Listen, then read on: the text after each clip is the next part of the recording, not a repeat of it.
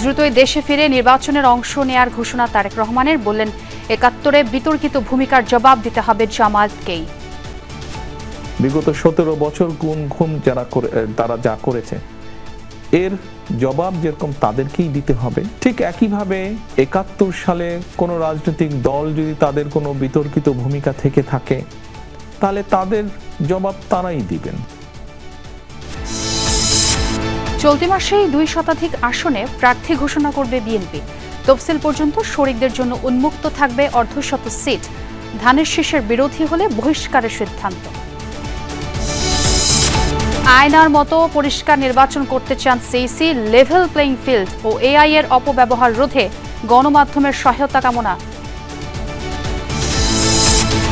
NCP ও গণ অধিকার পরিষদের একীভূত হওয়া নিয়ে জটিলতা। মূল বিরোধ দলের নাম ও নেতৃত্ব নিয়ে চলতি সপ্তাহে শীর্ষ পর্যায়ে আবারও বৈঠক। আমরা দুটি দল মিলে আমরা বড় একটি নতুন দল হব। এখন যারা মনে করছে যে এই দুটি দলকে আমরা এক করতে দিব না, আমরা মনে করি তারা হাসিনার এজেন্ডা বাস্তবায়ন করছে। আলোচনাটা এগিয়ে নিচ্ছি। আমার ধারণা যে আমরা এই মাসের মধ্যে এটার একটা পরিণতি এসপার ওসপার জানতে পারবো। চলছে বহুল আলোচিত বিসিবি নির্বাচনের ভোট গ্রহণ। সন্ধ্যায় পরিচালকদের ভোটে নির্ধারিত হবে নতুন সভাপতি।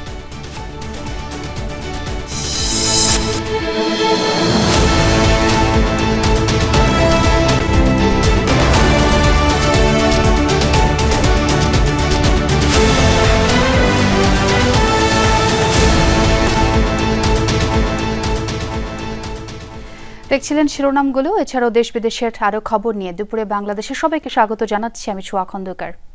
দ্রুতই দেশে ফিরে নির্বাচনে অংশ নেওয়ার ঘোষণা দিয়েছেন বিএনপির ভারপ্রাপ্ত চেয়ারম্যান তারেক রহমান। বলেছেন প্রধানমন্ত্রী হিসেবে দায়িত্ব পালন করবেন কিনা তার সিদ্ধান্ত নেবে দল ও দেশের জনগণ। গুম, খুন, হত্যার জন্য দায়ীদের বিচারের দাবি জানিয়ে বিএনপির ভারপ্রাপ্ত চেয়ারম্যান বলেন, দল হিসেবে অন্যায় করলে দেশের আইন অনুযায়ী আওয়ামী লীগেরও বিচার হবে। এক প্রশ্নের জবাবে তারেক রহমান বলেন, বিএনপি নয়, ৭১-এর বিতর্কিত ভূমিকার জন্য জামায়াতকেই জবাব দিতে হবে। বিবিসি বাংলাকে দেওয়া সাক্ষাৎকারে বিএনপির ভারপ্রাপ্ত চেয়ারম্যান এসব কথা বলেন। প্রায় ১৭ বছর নির্বাসিত জীবনে বিএনপির ভারপ্রাপ্ত চেয়ারম্যান তারেক রহমান ২০০৮-এর নির্বাচনের পর সরাসরি গণমাধ্যমের মুখোমুখি হওয়া হয়ে ওঠেনি। আর পরিবর্তিত পরিস্থিতিতে দীর্ঘ বিরতি শেষে প্রথম আনুষ্ঠানিক এবং ভার্চুয়াল সাক্ষাৎকার দিলেন বিএনপির ভারপ্রাপ্ত চেয়ারম্যান তারেক রহমান। ফিজিক্যালি হয়তো আমি এই দেশে আছি, বাট মন মানসিকতা সবকিছু মিলিয়ে তো আমি গত ১৭ বছর ধরে বাংলাদেশেই রয়ে গিয়েছি। বিবিসি বাংলাকে দেয়া সেই সাক্ষাৎকারের প্রথম পর্বে উঠে আসে অতীত, বর্তমান আর ভবিষ্যতের রাজনীতি প্রসঙ্গ। নেতাকর্মী থেকে শুরু করে দেশের জনগণের বহুল আকাঙ্ক্ষিত দেশে ফেরা ঘিরে জমা প্রশ্নের জবাব দেন তারেক রহমান। উড়িয়ে দেননি নিজের নিরাপত্তা সংক্রান্ত শঙ্কার কথাও। কিছু সঙ্গত কারণে হয়তো ফিরাটা হয়ে ওঠেনি এখনো, তবে সময় তো চলে এসছে মনে হয়। ইনশাল্লাহ দ্রুতই ফিরে আসব। জনগণের সম্পৃক্ত এরকম একটি নির্বাচন হবে, সেখানে তো অবশ্যই আমি নিজেকে দূরে থাকতে পারবো না, আমাকে আসতেই হবে। স্বাভাবিকভাবেই মাঠেই ইনশাল্লাহ থাকবো আমি। আপনি নির্বাচনে অংশ নিচ্ছেন তাহলে? জি, ইনশাল্লাহ। জুলাই অভ্যুত্থানের শুরু থেকে শেষ অবধি নানাভাবে যুক্ত ছিলেন বিএনপির ভারপ্রাপ্ত চেয়ারম্যান। জানান ভার্চুয়ালি যোগাযোগ ছিল আন্দোলনকারীদের সঙ্গে, তবে নিজেকে জুলাই অভ্যুত্থানের মাস্টার মাইন্ড হিসেবে ভাবতে নারাজ তিনি। বলেন প্রতিটি রাজনৈতিক দল বিভিন্নভাবে অবদান রেখেছে এই আন্দোলনে, যার প্রেক্ষাপট তৈরি হয়েছে বহু বছর ধরে। এই জুলাই আন্দোলনে আমাকে আমি কখনোই মাস্টার মাইন্ড হিসেবে দেখি না। শুধু কি রাজনৈতিক দলের নেতাকর্মীরাই সেদিন ছিল মাঠে? অবশ্যই নয়। এই আন্দোলন ছিল বাংলাদেশের জনগণের আন্দোলন, যারা গণতন্ত্রে বিশ্বাস করে। এই আন্দোলনের মাস্টার মাইন্ড কোনো দল, কোনো ব্যক্তি নয়। এই আন্দোলনের মাস্টার মাইন্ড বাংলাদেশের গণতান্ত্রিকামী জনগণ। অন্তর্বর্তী সরকারের প্রতি আস্থা রাখতে চায় বিএনপি। ফেব্রুয়ারিতে নির্বাচনের বিষয়ে সরকার সব রকম উদ্যোগ গ্রহণ করবে বলে আশা প্রকাশ করেন তিনি। আসন্ন নির্বাচন ঘিরে জামায়াত ইসলামী আলাদা জোট করলেও তাতে বিএনপির উদ্বেগের কিছু নেই বলেও মনে করেন তারেক রহমান। প্রতিযোগিতা থাকতেই পারে, প্রতিদ্বন্দ্বিতা থাকতেই পারে, এতে উদ্বেগের কি আছে? স্বৈরাচার যেই হত্যাগুলো করেছে এর জবাব যেরকম তাদেরকেই দিতে হবে তাদেরটা, ঠিক একইভাবে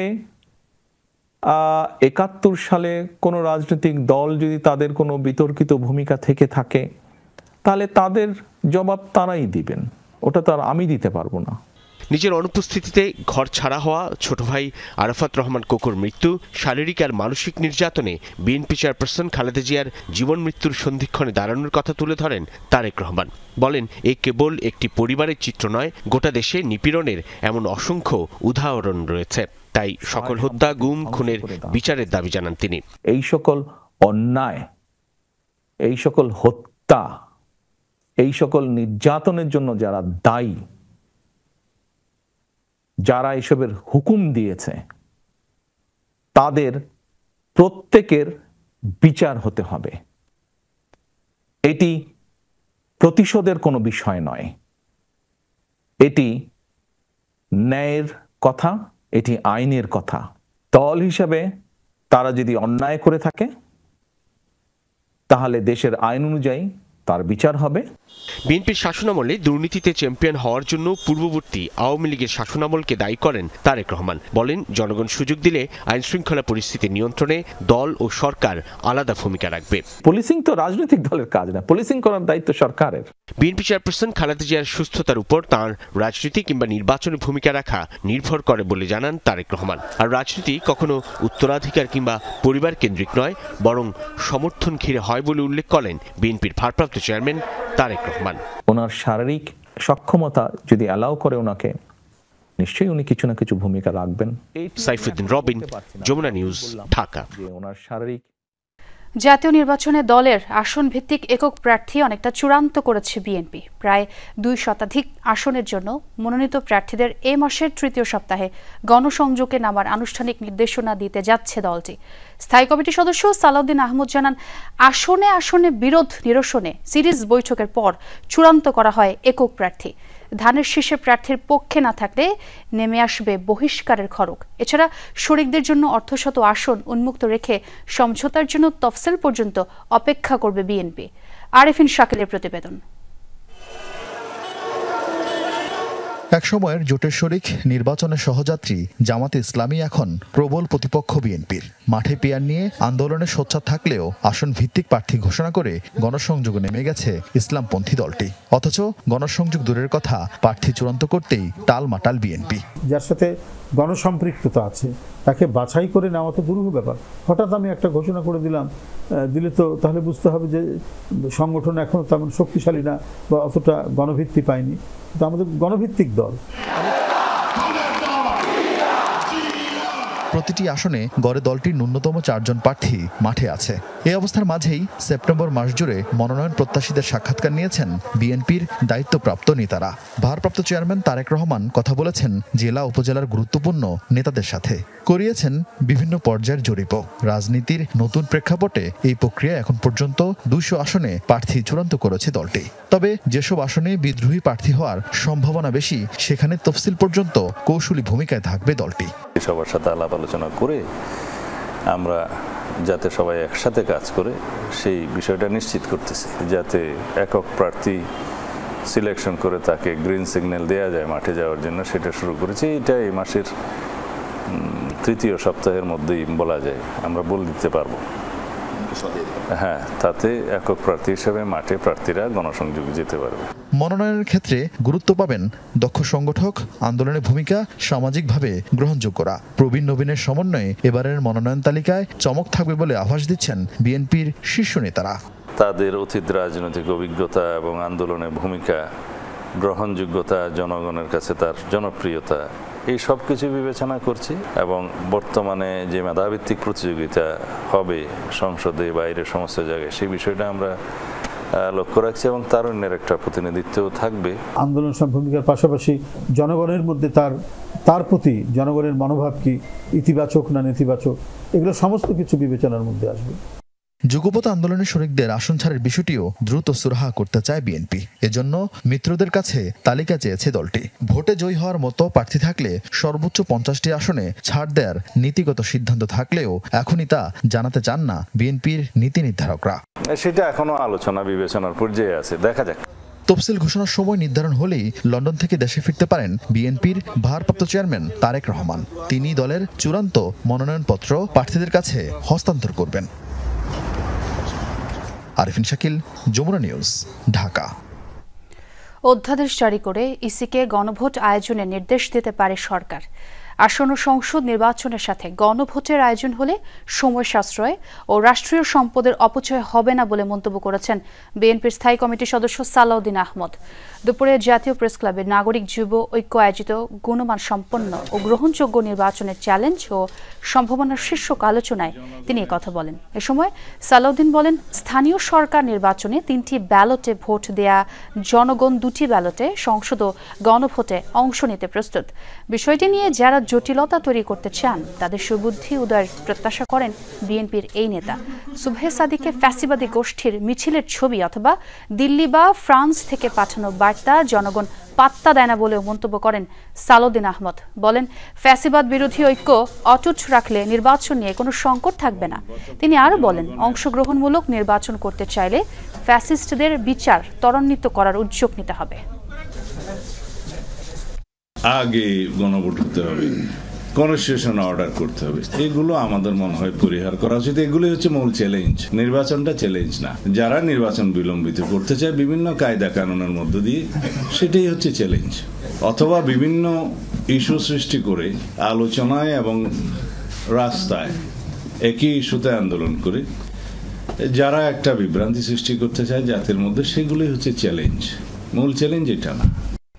স্বচ্ছভাবে আয়নার মতো পরিষ্কার নির্বাচন করতে চায় ইসি। নির্বাচন কমিশন বিশ্বকে দেখাতে চায় নির্বাচনে কোনো লুকোছাপা হচ্ছে না। সকালে ইসির সাথে গণমাধ্যম প্রতিনিধিদের সংলাপে এসব কথা বলেন প্রধান নির্বাচন কমিশনার AMM নাসির উদ্দিন। জানান, লেভেল প্লেইং ফিল্ড ও সুষ্ঠু নির্বাচনের জন্য গণমাধ্যমের ভূমিকা প্রয়োজন।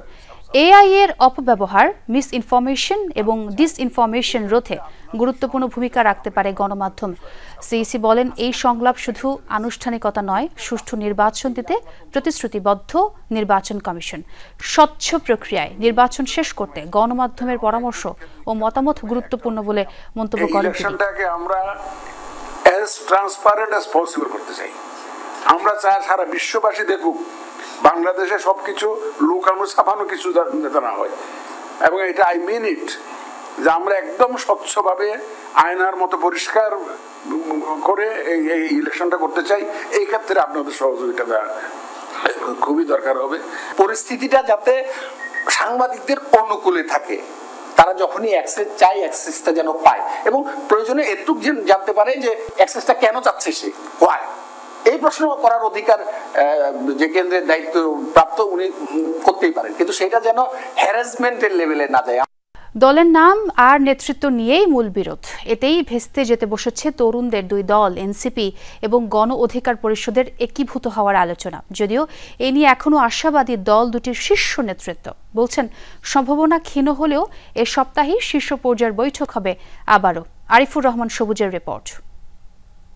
এই মঞ্চ থেকে শপথ করতে চাই 24-এর গণ অভ্যুত্থানের নেতৃত্ব দেয়া তরুণদের হাত ধরে জন্ম নেয়া দল জাতীয় নাগরিক পার্টি এনসিপি। তারও আগে 2018 সালে কোটা সংস্কারের দাবিতে এমনই এক আন্দোলনে নেতৃত্ব দেয়া তরুণদের দল গণ অধিকার পরিষদ। লক্ষ লক্ষ শিক্ষার্থী রাজপথে আন্দোলন করছে। তরুণদের নেতৃত্ব দেয়া দল দুটি একীভূত হচ্ছে রাজনীতির মাঠে, এমন আলোচনা চলছে মাসখানেক ধরে। ডাকসুর সাবেক ভিপি নুরুল হক নূর আইন শৃঙ্খলা বাহিনীর হাতে আহত হওয়ার পর থেকেই। এর মধ্যেই হয়েছে একাধিক বৈঠকও। 2 দলের শীর্ষ নেতারাও ইতিবাচক, তবে আলোচনা আটকে যায় বেশ কয়েকটি বিষয় নিয়ে। একীভূত হওয়ার পর দলের নাম, নেতৃত্ব কাঠামো আর সাংগঠনিক অবস্থান নিয়ে হয়নি সিদ্ধান্ত। এ নিয়ে বিভিন্ন সময় গণমাধ্যমে দেয়া নেতাদের বক্তব্য ঘিরেও তৈরি হয় বিভেদ। গণ অধিকার পরিষদ এত দুর্বল দল না যে এনসিপিতে যুক্ত হবে। আমাদের উদারতা এবং আন্তরিকতা ছিল যে আমরা 2টি দল মিলে আমরা বড় একটি নতুন দল হব। এখন যারা মনে করছে যে এই 2টি দলকে আমরা এক করতে দিব না, আমরা মনে করি তারা হাসিনার এজেন্ডা বাস্তবায়ন করছে। 24-এর গণ অভ্যুত্থানে নেতৃত্ব দেয়া তরুণরা চায় একীভূত হলেও দল পরিচালিত হবে এনসিপি নামেই। তবে গণ অধিকার পরিষদের মূল আপত্তির জায়গা এখানেই। আমরা চাই যে এটা নামটা, যেহেতু আমরা নিবন্ধন পেয়েছি, ফলে এনসিপি থাকবে, এবং তারা যদি এখানে আসে তাদেরকে কিভাবে সাংগঠনিক কাঠামোর মধ্যে আমরা জায়গা করে দেব, সম্মানজনক পদ সহ, যেহেতু নুরুল হক নূর একটা অন্য দলের প্রধান, সেটা ছেড়ে এখানে আসবেন। তো এই জিনিসগুলো নিয়ে আলোচনা বাকি আছে, এই কারণে আলোচনাটা একটা জায়গায় এসে স্টাক হয়ে গেছে। আলোচনা চলার মাঝখানে কিছু দুষ্টু নেতা, অপরিপক্ক নেতা, তারা সামাজিক যোগাযোগ মাধ্যমে মিডিয়ার সামনে বিভ্রান্তিকর বক্তব্য দিয়েছে এবং এরপরে যেটি হয়েছে যে আমাদের নেতৃবৃন্দ তারা কিন্তু ক্ষুব্ধ। কদিন আগে চিকিৎসা শেষে সিঙ্গাপুর থেকে দেশে ফিরেছেন গণ অধিকার পরিষদের শীর্ষ নেতা নুরুল হক নূর, আর জাতিসংঘের অধিবেশন শেষে দেশে ফিরেছেন এনসিপির সদস্য সচিব আক্তার হোসেনও। দু একদিনের মধ্যে আবারও আলোচনায় বসবেন শীর্ষ নেতারা। হয়তো সপ্তাহখানেকের মধ্যে আবার বসবো, কথা বলবো এবং আমি আশাবাদী যে এই দুটি তারুণ্যের শক্তি আজ হোক, কাল হোক বা ভবিষ্যতে হোক, তারা এক জায়গায় আসবে। আলোচনাটা এগিয়ে নিচ্ছি। আমার ধারণা যে আমরা এই মাসের মধ্যে এটার একটা পরিণতি এসপার ওসপার জানতে পারবো আর কি। এর মধ্যেই নির্বাচন কমিশনের নিবন্ধন পেয়েছে গণ অধিকার পরিষদ, আর নিবন্ধন পাওয়ার প্রক্রিয়ায় আছে এনসিপি। আরিফুর রহমান সবুজ, যমুনা নিউজ, ঢাকা। দর্শক, আমরা আমার সহকর্মী সবুজের প্রতিবেদনটি দেখছিলাম, তবে এর আগে যেই জানাচ্ছিলাম যে খবরটি আপনাদের, ইলেকট্রনিক ও প্রিন্ট মিডিয়ার প্রতিনিধিদের সঙ্গে বৈঠকে বসেছে নির্বাচন কমিশন। সেখানে আছেন আমার সহকর্মী লাভলি বিথি। বিথি, বৈঠকের ব্যাপারে জানতে চাই, বৈঠকে কি কি বিষয় নিয়ে আলোচনা হচ্ছে, মূল বিষয়গুলো জানাবেন এবং প্রধান নির্বাচন কমিশনার তিনি কি বললেন?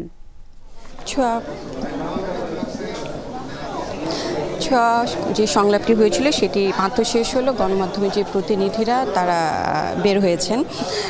মূলত তিনটি বিষয় যদি আমরা হাইলাইট করি, গণমাধ্যম প্রতিনিধি যে তিনটি বিষয়ের উপর বেশি গুরুত্ব দিয়েছে। একটি হচ্ছে গণমাধ্যম নীতিমালা করা হয়েছিল, যেখানে গণমাধ্যম কর্মীদের মনে হয়েছিল স্বাধীনভাবে কাজ করার একটা ব্যত্যয় ঘটবে সেখানে, কারণ ভোট কেন্দ্রে প্রবেশ করতে প্রিজাইডিং অফিসারের অনুমতি নেওয়ার কার্ড থাকার পরেও ভোট কক্ষে 10 মিনিট বেশি থাকতে পারবে না, সেটা অনিয়ম হোক বা যেটাই হোক, ভোট কক্ষে 10 মিনিট বেশি থাকা যাবে না এবং একাধিক সাংবাদিক থাকতে পারবেন না, সরাসরি সম্প্রচার করা যাবে না। কোনো রকম ব্যত্যয় ঘটলে সাংবাদিকদের বিরুদ্ধে আইনি ব্যবস্থা নেওয়ার কথা বলা হয়েছে, কিন্তু সাংবাদিকদের পেশাগত কাজে বাধা প্রদান করলে সেক্ষেত্রে আইন শৃঙ্খলা রক্ষাকারী বাহিনী বা নির্বাচনী কর্মকর্তা যারা আছেন তাদের বিরুদ্ধে কোনো রকম আইনি ব্যবস্থা নেওয়ার কথা বলা হয়েছে। আর বেশ কিছু বিষয়ে নেওয়া হয়েছে, কিন্তু আরও বেশ কিছু গণমাধ্যম নীতিমালা আরও বেশ কিছু প্রস্তাব রাখা হয়েছে, যেগুলো সাংবাদিকরা মনে করছেন যে এই বিষয়ে যদি গণমাধ্যম নীতিমালা এরকম থাকে সেক্ষেত্রে স্বাধীনভাবে কাজ করতে পারবেন। এবং নির্বাচন কমিশন গণমাধ্যমের কাছে যে সহযোগিতা চেয়েছেন প্রোপাগান্ডা, গুজব রোধ করার জন্য, গণমাধ্যমকে যদি সঠিকভাবে তথ্য এবং অবাধ তথ্য সরবরাহ নিশ্চিত করা না হয় সেক্ষেত্রে গুজব এবং মিস ইনফরমেশন, ডিসইনফরমেশনের এই ঘটনাগুলো কিন্তু বেরিয়ে যাবে। আরেকটি বিষয় হচ্ছে যে প্রশাসন এবং আইন শৃঙ্খলা রক্ষাকারী বাহিনী এবং আমলারা যারা আছে তাদের মধ্যে একজন আস্থাহীনতা, বিশ্বাসহীনতা কাজ করছে। তারা সঠিকভাবে কাজ করলে পরবর্তীতে কোনো হেনস্থার শিকার হবে না, সে আস্থাহীনতায় তাদের আনার পরামর্শ তারা দিয়েছেন। এবং আমলাদের ক্ষেত্রে বিশেষ করে বলা হয়েছে যে প্রয়োজনে আমলাদের এমন একটু কঠোর বার্তা দিতে হবে যাতে করে তারা নিরপেক্ষতা বজায় রাখে। বেশ কিছু প্রস্তাব করেছে এবং সিইসিও বলেছেন যে এইসব প্রস্তাব তারা আমলে নেবেন এবং এগুলো ইমপ্লিমেন্ট করার তারা চেষ্টা করবেন। অনেক ধন্যবাদ আপনাকে। রাকসু ও চাকসু নির্বাচনের প্রচার ব্যস্ত প্রার্থীরা। সকাল থেকেই রাজশাহী বিশ্ববিদ্যালয়ের আবাসিক হল, টুকিটাকি চত্বর সহ ক্যাম্পাসের বিভিন্ন স্থানে প্রচার চালাচ্ছেন প্রার্থীরা। শিক্ষার্থীদের বিভিন্ন সমস্যা সমাধানে দিচ্ছেন নানা আশ্বাস। 14 অক্টোবর পর্যন্ত আচরণবিধি মেনে প্রচার চালাতে পারবেন প্রার্থীরা। 16 অক্টোবর নির্বাচনকে কেন্দ্র করে সার্বিক প্রস্তুতি সম্পন্ন হচ্ছে বলে জানিয়েছে রাকসু নির্বাচন কমিশন। এর আগে 20 সেপ্টেম্বর প্রাতিষ্ঠানিক সুবিধার দাবিতে শিক্ষক ও কর্মকর্তারা ক্যাম্পাসের শাটডাউন কর্মসূচি ঘোষণা করেন। এ সময় ছাত্রদল সহ অন্যান্য অনেক প্রার্থীরা ভোট পেছানোর দাবি তোলেন। পরে জরুরি সভায় নির্বাচন পেছানোর সিদ্ধান্ত নেয় কমিশন।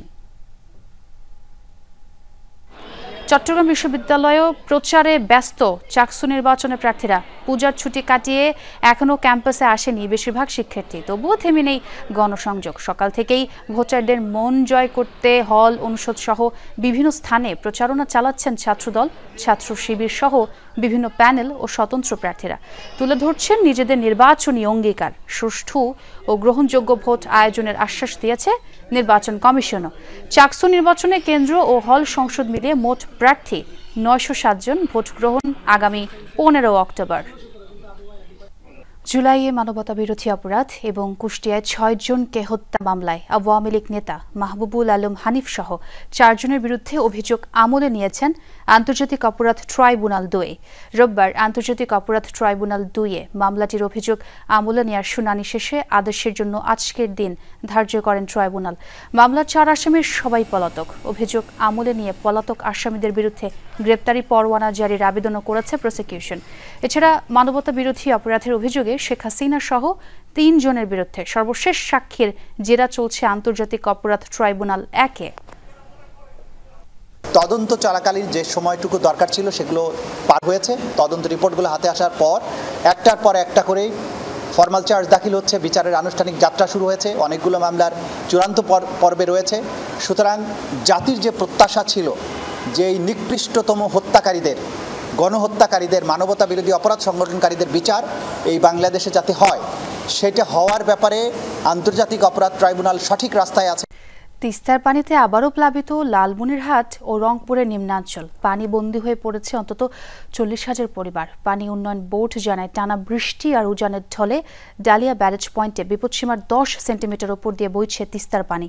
গত রাতে প্রবাহিত হচ্ছিল ৩৫ সেন্টিমিটার ওপর দিয়ে। পানি কিছুটা কমলেও ব্যারেজের ভাটিতে থাকা লালমনিরহাটের হাতিবান্ধা, কালীগঞ্জ, আদিতমারি ও সদরের নিচু এলাকা তলিয়ে আছে। ১২টি ইউনিয়নের অন্তত ২০,০০০ পরিবার পানি বন্দী হয়ে পড়েছে। ভোগান্তিতে পড়েছেন বাসিন্দারা। বানের জলে তলিয়েছে ফসলের ক্ষেত। এ নিয়ে চলতি বছর পঞ্চমবারের মতো তিস্তার পানিতে প্লাবিত হল জেলার নিম্নাঞ্চল।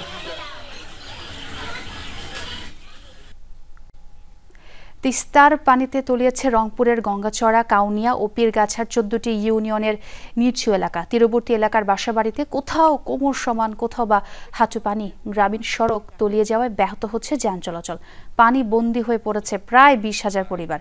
তলিয়েছে আমন, ধান ও সবজির ক্ষেত। ভেসে গেছে অনেক পুকুরের মাছ।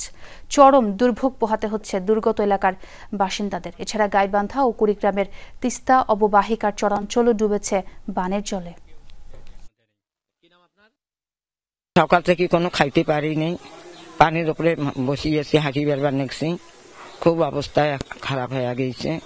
বিকেল ৪টার থেকে পানি বন্দি আমরা, আমাদের বিছনাপাতি সব কিছু ভিজে, থাকার কোনো উপায় নেই, ঘর দুয়ার সব পানি নিশ্চয় হয়ে আছে। বন্যা আসলো, খাইতে পারি না, রান্না করতে পারি না, নিন ঘুম পারি নাই, এরকমই বেড়াঘোরা করতেছি। কতবার আবেদন করছি, কিন্তু একটা বেড়ি বাঁধবার মতো আমাদের কেউ ক্ষমতা নাই। দর্শক, তিস্তাপাড়ের আরো খবর জানাবো আপনাদের আমার সহকর্মীর মাধ্যমে। প্রথমে রংপুরে যাব সরকার মাঝারুল মান্নানের কাছে। মাঝার, ডালিয়া ব্যারেজ পয়েন্টে তো পানি কমেছে, রংপুরের নিম্নাঞ্চলের অবস্থা এখন কেমন দেখছেন? ছোঁয়া যে তথ্যটি দিতে চাই সেটি হচ্ছে যে ডালিয়া ব্যারেজ পয়েন্টে যখন পানি কমে সেটি কিন্তু ভাটিতে আসে। এখন যদি আপনাকে রংপুরের কাউনিয়া যে তিস্তা সেতু পয়েন্ট আছে সেখানে কিন্তু ২০ সেন্টিমিটার উপর দিয়ে পানি প্রবাহিত হচ্ছে, এবং প্রবাহিত হওয়ার ফলে যেটি হচ্ছে সেটি যদি আমরা আপনাকে ফুটেজের মাধ্যমে দেখাতে পারি, আপনি দেখবেন আমি যে জায়গাটিতে পূর্ব ইসলি নামে যে একটি জায়গা আছে, অঞ্চল যেটি আছে সেই নিম্নাঞ্চল কিন্তু এভাবেই কিন্তু তলিয়ে আছে, এবং অনেক বাসাবাড়িতে লোকজন নেই, তারা এখানে বাড়ি তালাবদ্ধ করে অথবা তালাবদ্ধ করতে পারেননি, তারা চলে গেছেন। এবং আমরা যেটা দেখেছি যে একটা রান্না করে খাওয়ার মতো যে অবস্থা কিন্তু এই সব মানুষের নেই। সে কারণে যেটি হয়েছে যে খাবার নিয়ে তারা এক ধরনের সংকটে পড়েছেন, ল্যাট্রিন করা নিয়ে এক ধরনের সংকটে পড়েছেন, যাতায়াত নিয়ে তো মহা সংকট বিরাজ করছে। আমরা যখন একটি রাস্তা পার হয়ে আসছিলাম সেখানে কিন্তু একেবারে বুক পর্যন্ত পানি সেখানে উঠে গেছে। সে কারণে একটি বাড়ি তারা মানে দুর্বিষহ জীবনযাপন করছেন। আমরা কথা বলবার চেষ্টা করছিলাম এই সব মানুষের মাঝে।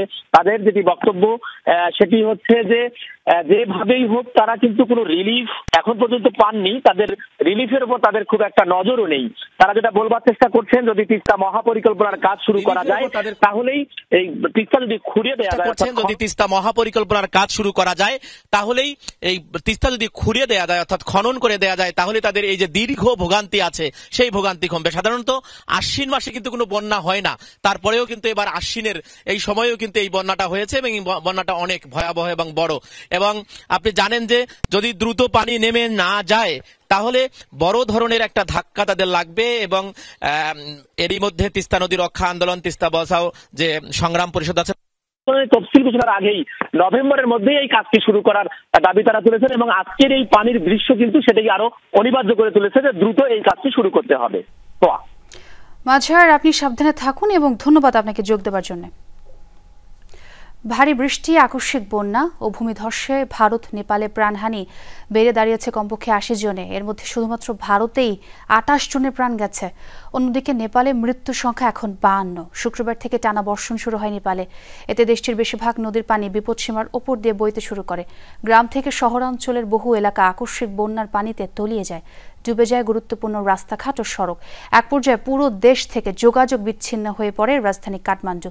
এদিকে লাগাতার বৃষ্টিপাতে ভূমিধস ও বন্যা পরিস্থিতির সৃষ্টি হয়েছে ভারতের পশ্চিমবঙ্গ এবং সিকিমে। দার্জিলিং, কালিম্পং, জলপাইগুড়ি সহ পাহাড়ি এলাকাগুলোতে বেশ কয়েকটি ভূমিধসের খবর পাওয়া গেছে। দুর্যোগ কবলিত এলাকাগুলোতে মোতায়েন করা হয়েছে এনডিআরএফ সহ জরুরি বিভাগের উদ্ধার কর্মীরা। চীনের দক্ষিণাঞ্চলের গুয়াংসি ঝুয়াং স্বায়ত্তশাসিত অঞ্চলে দ্বিতীয়বারের মতো ভয়াবহ আঘাত হেনেছে টাইফুন মাথমো। সোমবার রাত ১:১০ হয় এই আঘাত। এর পরপরই জারি করা হয় প্রবল বর্ষণ ও ঝোড়ো হাওয়ার সতর্কতা। একাধিক শহরে শিক্ষা, অফিস ও যান চলাচল জরুরি বন্ধের নির্দেশ দেওয়া হয়। টাইফুনে ক্ষতিগ্রস্ত হয়েছে অনেক ঘরবাড়ি ও রাস্তাঘাট। নিরাপদ আশ্রয়ের খোঁজে ঘর ছেড়েছে প্রায় ৩.৫ লাখ মানুষ। এখন পর্যন্ত বাতাসের সর্বোচ্চ গতি ছিল ঘন্টায় প্রায় ১৬২ কিলোমিটার। সোমবার সকাল থেকে মঙ্গলবার সকাল পর্যন্ত চীনের ৭টি প্রাদেশিক অঞ্চলের বিভিন্ন স্থানে ভারী বৃষ্টিপাতের আভাস দিয়েছে আবহাওয়া বিভাগ। এর আগে রবিবার গুয়াংডং প্রদেশের ঝানজিয়াং শহরে প্রথমবারের মতো আঘাত হানে টাইফুন মাথমো। তিব্বতে মাউন্ট এভারেস্টে ভয়াবহ দুর্যোগের কবলে ১,০০০ পর্বতারোহী। পর্বতশৃঙ্গটি পূর্ব ঢালে ১৬,০০০ ফুট উচ্চতায় আটকা পড়েছে অভিযাত্রীরা। চলছে রুদ্ধশ্বাস উদ্ধার অভিযান। ৩৫০ জনকে নিরাপদে নামিয়ে আনা সম্ভব হয়েছে এখন পর্যন্ত। পর্বতারোহীদের কাছে জনপ্রিয় গন্তব্য তিব্বতের মাউন্ট এভারেস্টের পূর্ব দিকের ঢালের এই ক্যাম্প সাইট। ৪,৯০০ মিটার বা ১৬,০০০ ফুট উচ্চতায় যার অবস্থান। গেল শুক্রবার সন্ধ্যা থেকে আকস্মিক তীব্র তুষার ঝড় শুরু হয় অঞ্চলটিতে। ভেঙে পড়ে ক্যাম্পের তাঁবুগুলো। তীব্র ঠান্ডা আর তুষারপাতের মধ্যে আটকা পড়ে ১,০০০-এর মতো অভিযাত্রী। চীনের রাষ্ট্রীয় গণমাধ্যম জানিয়েছে, খবর পেয়ে উদ্ধার অভিযান শুরু করে তিব্বতের ব্লু স্কাই রেস্কিউ টিম। যোগ দেয় স্থানীয় শত শত গ্রামবাসী এবং স্বেচ্ছাসেবী বিভিন্ন সংস্থা। প্রবেশপথ থেকে তুষার সরিয়ে আটকে পড়াদের নামিয়ে আনতে চলছে উদ্ধার কাজ। পর্বতারোহীদের গাইড চেন গেশুয়াং জানিয়েছেন, তীব্র ঠান্ডার কারণে হাইপোথার্মিয়ায় আক্রান্ত হয়েছেন অনেকে। বাকিরাও শরীরের তাপমাত্রা কমে যাওয়ার ঝুঁকিতে আছে বলেও জানান। এ পর্যন্ত ৩৫০ জনকে উদ্ধার করে নেওয়া হয়েছে কিউডাং শহরে। চরম ভাবাপন্ন আবহাওয়ায় শনিবার থেকে পর্বতারোহণ বন্ধ রাখা হয়েছে অঞ্চলটিতে। বিশ্বের সর্বোচ্চ পর্বতশৃঙ্গ মাউন্ট এভারেস্ট ৮,৮৪৯ মিটার উচ্চতার এই শৃঙ্গে প্রতি বছর আরোহণের চেষ্টা করেন বহু অভিযাত্রী। Dorothy Tasrin, Jamuna News. বৌদ্ধ ধর্মাবলম্বীদের দ্বিতীয় বৃহত্তম উৎসব শুভ প্রবারণা পূর্ণিমা ও কঠিন চিবর দান আজ সকালে মেরুলবাজার বৌদ্ধ বিহারে জাতীয় ও ধর্মীয় পতাকা উত্তোলনের মাধ্যমে শুরু হয় আনুষ্ঠানিকতা। এরপরে এক একে ভিক্ষু সংঘের প্রাতরাশ, শিল গ্রহণ ও বুদ্ধ পূজা অনুষ্ঠিত হয়। এরপরে সকাল ১১টায় ভিক্ষু সংঘের পিণ্ডদান করা হয়। এ সময় ভক্তরা দেশ ও জাতির মঙ্গল কামনা করেন। তারা আরও বলেন, আত্মশুদ্ধি অর্জনের মধ্য দিয়ে অশুভকে বর্জন করে সত্য ও সুন্দরকে বরণের আয়োজন এই প্রবারণা পূর্ণিমা। এছাড়া বিকেলে বৌদ্ধ ধর্মাবলম্বীদের সবচেয়ে বড় আলোকসজ্জা ও ফানুস ওড়ানোর উৎসব হবে। আজকের এই প্রবারণার দিনটা একটা বৌদ্ধদের জন্য অন্যতম দিন, একটা উৎসবের দিন। আমাদের ৩ মাস ব্যাধি বর্ষাবাস শুরু হয়। আজকে হচ্ছে ওইটার একটা লাস্ট দিন, প্রবারণা পূর্ণিমা উপলক্ষে এটা পালন করা হয়। আজকে আমাদের বর্ষাবাসের শেষ দিন। বিকালে আপনাদের ফানুস বাতি হবে। তো এই অনুষ্ঠানটা মনে করেন আমরা সবাই ফ্যামিলির জন্য বলেন, সকলের জন্য বলেন, সবার জন্য আমরা কামনাই করি আর কি। বৌদ্ধ ধর্মাবলম্বীদের দ্বিতীয় বৃহত্তম ধর্মীয় উৎসব প্রবারণা পূর্ণিমা আজ বৌদ্ধ ভিক্ষুদের ৩ মাসের বর্ষাবার সমাপনীতে প্রবারণা পূর্ণিমা উদযাপন করা হয়। এই দিনে বন্দরনগরী ও পাহাড়ের বিহারে বিহারে বুদ্ধ পূজা, পিণ্ডদান, পঞ্চশীল প্রার্থনা, শিল গ্রহণ, প্রদীপ পূজা আর ফানুস ওড়ানোর মতো আচার পালন করেন বৌদ্ধ ধর্মাবলম্বীরা। বৌদ্ধ ভিক্ষুরা জানান, আষাঢ়ী পূর্ণিমা থেকে আশ্বিনের পূর্ণিমা পর্যন্ত ৩ মাস তারা উপবাস থাকেন। এই সময়টাকে বলা হয় বর্ষাবাস। সেই বর্ষাবাসী শেষ হচ্ছে আজ।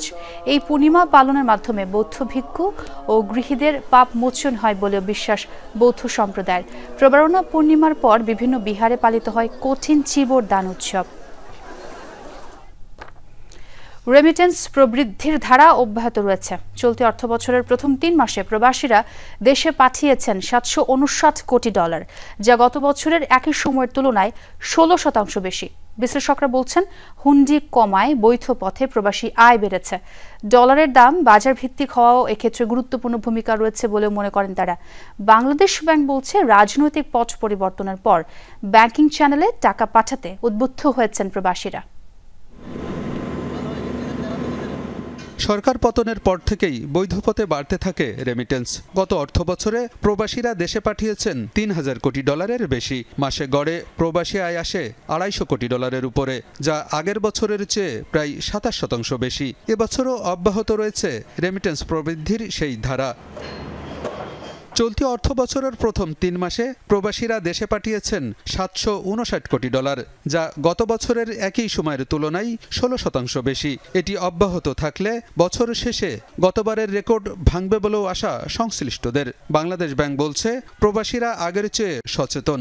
দেশের উন্নয়নে অংশ নিতে নিজ উদ্যোগেই বৈধ পথে প্রবাসী আয় পাঠাতে উৎসাহিত হয়েছে বলেও মনে করে নিয়ন্ত্রক সংস্থা। আমরা ওই মানসিকতা ভেঙেছে যে আমি 1 টাকা কম পেলেও রাষ্ট্রের উন্নয়নে যে আমি ভূমিকা রাখছি, এই ভূমিকা রাখতে এখন সবাই চাচ্ছে। দেশপ্রেম একটা পজিটিভ, মানে অনেক গুরুত্বপূর্ণ বিষয়। আর ব্যাংকগুলো খুব এখন সজাগ, তারা ডলার আনছে ব্যাপকভাবে। বিশ্লেষকরা বলছেন, টাকা পাচার কমে আসায় কমেছে হুন্ডির চাহিদা, যে কারণে বৈধ পথে বাড়ছে প্রবাসী আয়। এছাড়া ডলারের দাম বাজার ভিত্তিক করায় দামের পার্থক্য কমেছে, যা ইতিবাচক প্রভাব ফেলছে রেমিটেন্স আয়ে। আমাদের রেমিটাররা ওরা চায়টা কি? ওরা তো চায় একটা অ্যাপ্রোপ্রিয়েট রেট, তাই না? রেটটা না পেলে ওরা হুন্ডিওয়ালাদের কাছে টাকা দিয়ে দেয়, তাড়াতাড়ি ওরা পৌঁছায়, তাই না?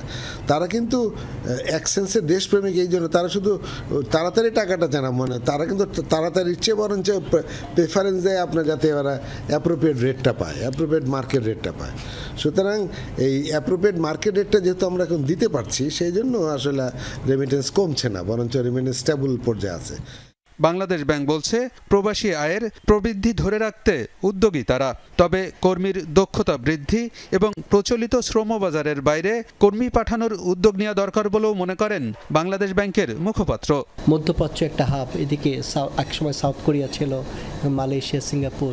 শুধু এই হাবগুলো থেকে বের হয়ে আরও নতুন নতুন জায়গায়, যেখানে আমাদের মানে প্রবাসীর সংখ্যা খুবই কম, সেটাও এক্সপ্লোর করবো যে ওখানে আমাদের লোক পাঠানোর সুযোগ আছে কিনা, এবং যেই ধরনের পেশার লোক পাঠানো সম্ভব সেই পেশায় কিছুটা ট্রেনিং দেওয়া এবং বেসিক কিছু ল্যাঙ্গুয়েজ শেখানো, এটা খুবই জরুরি। সংশ্লিষ্টরা বলছেন, ব্যাংকিং চ্যানেলে প্রবাসী আয় বাড়াতে রেমিটেন্স পাঠানোর পদ্ধতি আরও সহজ করার দিকে মনোযোগ দিতে হবে। আলমগীর হোসেন, যমুনা নিউজ, ঢাকা।